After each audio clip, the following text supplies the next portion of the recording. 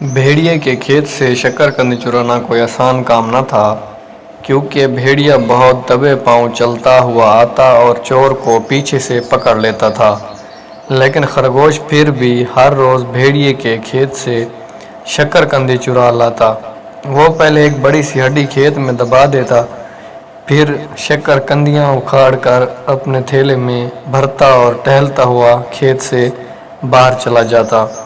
भेड़िए को भी शकरकंदियों की चोरी का पता चल गया। अब एक दिन वो चोर को पकड़ने के लिए भूसे के ढेर के पीछे छुप कर बैठ गया और इंतज़ार करने लगा। कुछ देर में खरगोश भी आ पहुंचा। उसने ज़मीन खोद के हड्डी दफन की और शकरकंदी उखाड़ कर थैले में भरी और सीटी बजाता हुआ चल दिया। यूं ही वो भूसे के ढेर के पास पहुंचा, भेड़िया झट से बाहर निकला और उसने खरगोश को पकड़ लिया। तुम मेरे खेत में क्यों आए? भेड़िए ने पूछा। खरगोश ने कहा, मैं खुद नहीं आया, हवा तेज थी, उसने मुझे उड़ाकर तुम्हारे खेत में ला फेंका। भेड़िए ने पूछा, फिर तुमने मेरी शकरकंदी क्यों तोड़ी? खरगोश ने मासूम सूरत बनाकर कहा, हवा तेज थी, मैं सहारा लेने के लिए शकरकंदी का जो पौधा पकड़ता वो जड़ से उखड़ जाता। भेड़िया खरगोश की चालाकी पर हंसा और बोला, ये शकरकंदियाँ तुम्हारे थैले में कैसे आ गईं? खरगोश ने मस्कीनी से कहा, मैं भी इस पर गौर करता हुआ जा रहा था कि तुमने पकड़ लिया।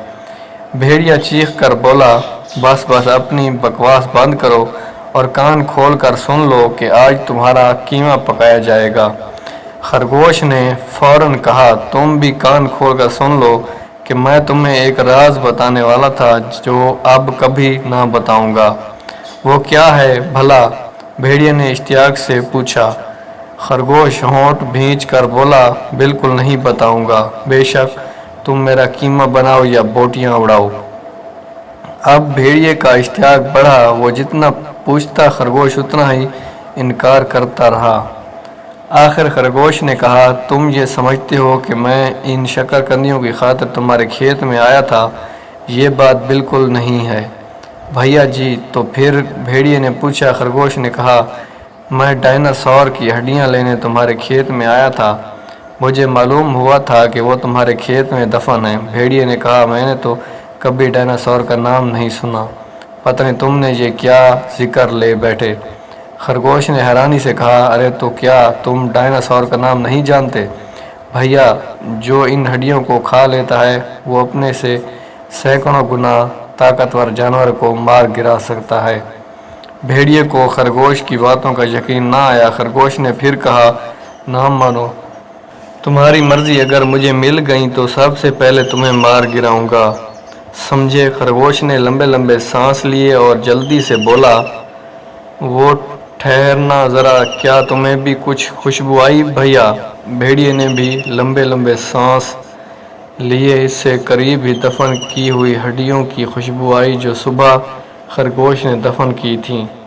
वो दोनों जल्दी जल्दी ज़मीन खोदने लगे।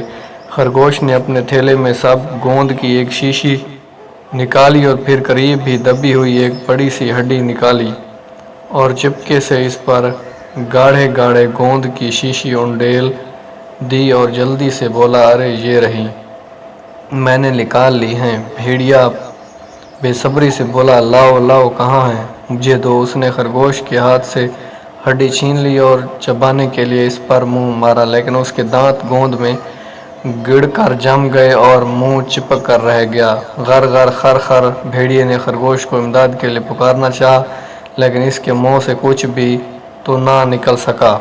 बेचारा कभी एक हाथ से हड्डी खींचता, कभी दोनों हाथों से जोर लगाता। इस कोशिश में उसकी आंखें बाहर उबल आई, पसीने से जिस्म शराबूर हो गया और आखिर हड्डी मुंह से बाहर निकल तो आई, लेकिन उसके साथ भेड़िए के 4 दांत भी बाहर आ गए। खरगोश जो सब तमाशा देख रहा था अब चिपके से खिसक गया।